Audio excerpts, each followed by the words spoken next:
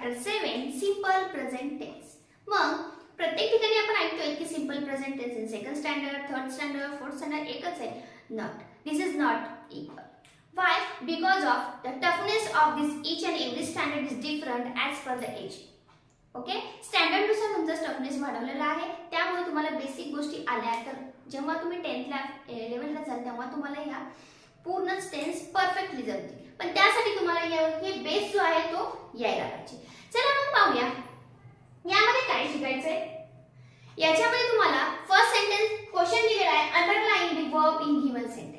तुम्हाला हे जे काही सेंटेन्स दिले आहे यामध्ये वर्ब आहे त्या वर्बला अंडरलाइन करायची. मग वर्ब म्हणजे काय?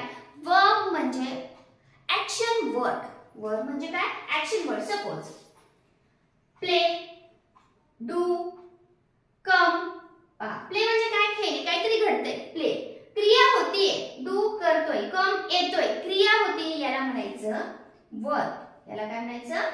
वर्ब. म्हणजे वर्ब म्हणजे काय असतं? Action word. ओके, म्हणजेच क्रिया, क्रियापद, त्यालाच म्हणायचं आपण वर्ब. चला मग पाहूया वेळ न घालवता या सेंटेन्स मध्ये वर्ब कुठे आहे आणि अंडरलाइन पण करून घेऊया. First sentence, the children go to school every day. मुलगा काय म्हणतात? मुलं एव्हरी डे स्कूलला जातात. चला काय करताय? गो. मग आपला ऍक्शन वर्ड कुठला आहे? Go. Okay. Out, sleep during the day. Sleep झोपण्याची क्रिया होते इथं. Mother pay all the bills. Pay काय करते? मदर देतीये, मग देण्याची क्रिया होतीये किंवा भरणे म्हणतो तरी चालते. Winter comes after autumn. बघा विंटर कधी येतो? ऑटम नंतर येतो म्हणजे कम. मंकी लव. मंकी लव म्हणून कशाला येणार आहे? आपलं ऍक्शन वर्ड कुठलं आहे? लव. John play. जॉन काय करतोय? प्ले करतोय. काय प्ले करतोय? टेनिस प्ले करतोय. म्हणून इथे पुन्हा येणार आहे प्ले. शी कुडल हर बेबी सिस्टर. बघा इथे येणार आहे हे ऍक्शन वर्ड. म्हणजे काहीतरी क्रिया होतीये, तो शब्द सांगतोय की हे याच्यात घडतंय. इथं प्रत्येक ठिकाणी बघितलं तर मग ही काय करते? पे करते, बिल पे करते, हा झोपतोय, जातोय, येतोय, हे सगळ्या गोष्टी घडतायत. The new book store open. Open day. New book store काय व्हायले? बुक स्टोर काय व्हायले? ओपन व्हायले. म्हणजे क्रिया कुठली आहे? ओपन होण्याची क्रिया आहे. ओके, पहा. Father takes the dog for a walk every morning. Take कुठलं होणार आहे? टेक्स घेऊन जाण्याची क्रिया होती. Grandfather collect stamp. कलेक्ट करण्याची क्रिया होती. म्हणजे प्रत्येक ठिकाणी पाहिलं तुम्हाला तर आपण कुठल्या शब्दाला अंडरलाइन केली आहे ज्याच्यामुळे आपल्याला समजते की कुठलं काम चालू आहे त्या वाक्यामध्ये, त्याला आपण अंडरलाइन केले. मग आता थोडं ऑब्झर्वेशन करा. प्रत्येक ठिकाणी इथे यस आहे, इथे यस आहे, इथे नाही, इथे नाही, इथे यस यस. म्हणजे वर्बला यस कुठं आहे? इथं नाहीये, इथं आहे, इथं आहे, इथं आहे, इथं आहे, इथं आहे. म्हणजे काही ठिकाणी आहे आणि काही ठिकाणी नाही. मग असं का होतंय? हे फक्त सिंपल प्रेझेंट टेन्स मध्येच होतं. मग हे का होतं? या ठिकाणी तुम्हाला मी थोडंसं सांगणार आहे की हे का आपण आणि कधी आपण यस लावायचं त्याला आणि कधी नाही लावायचं. ओके, चला मी इथं थोडेसे सब्जेक्ट लिहिते.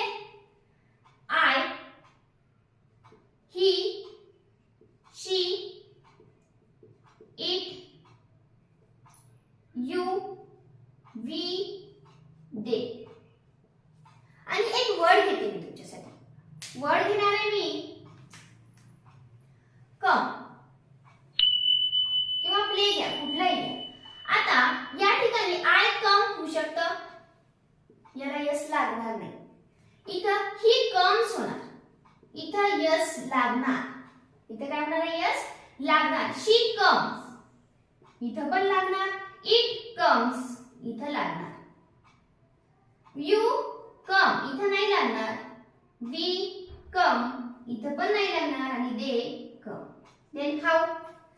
पहा यस कधी लावायचं? यस कधी लावायचं? जेव्हा तृतीय पुरुषी एकवचनी सब्जेक्ट दिसला तुम्हाला त्यावेळेसच यस लावायचं. म्हणजे ही, शी, इट हे जर सब्जेक्ट असतील तर यस लावायचं किंवा ईएस लावायचं. तर कशाला? वर्बला. अदरवाइज यस किंवा ईएस लावायचं नाही. मग तुम्ही म्हणतात मगाशी तर ही शी इट नव्हतं, मदर होतं, फादर होतं किंवा आय होतं, दे होतं. पहा इथं हीच्या जागी राम पण येऊ शकतं. ओके, शीच्या जागी मदर येऊ शकतं. इथं एखाद्या ॲनिमलचं नेम पण येऊ शकतं, टायगर. ओके, म्हणजे या ठिकाणी ही शी इथेच नसेल असं नाही, त्या ठिकाणी त्यानुसार नेम सुद्धा आलेले असतात. तेव्हाच आपण काय करायचं, वर्बला यस किंवा ईएस प्रत्यय लावायचं. Otherwise you, we, they, I असेल तर वर्बला यस किंवा ईएस प्रत्यय लावायचं नाही. हे फक्त सिंपल प्रेझेंट टेन्स मध्येच आहे, त्यासाठी हे तुम्हाला लक्षात ठेवणं मस्ट आहे. चला ह्याचा स्क्रीनशॉट घ्या म्हणजे तुम्हाला समजेल की ही शी इट असेल यस लावायचं, अदरवाइज यस लावायचं नाही आणि how we identify the verb. Okay, चला तुम्हाला वर्ब कळालंच असेल आणि क्रियापदाला यस किंवा ईएस कधी लावायचं हे सुद्धा कळालं असेल. काही प्रॉब्लेम्स कमेंट मध्ये नक्की सांगा, तुमचा प्रॉब्लेम मी सोल्युशन नक्की देईन. ओके, लाईक करायचं राहिलं लाईक करून घ्या आणि व्हिडिओला शेअर आणि सबस्क्राईब करायला मात्र विसरू नका.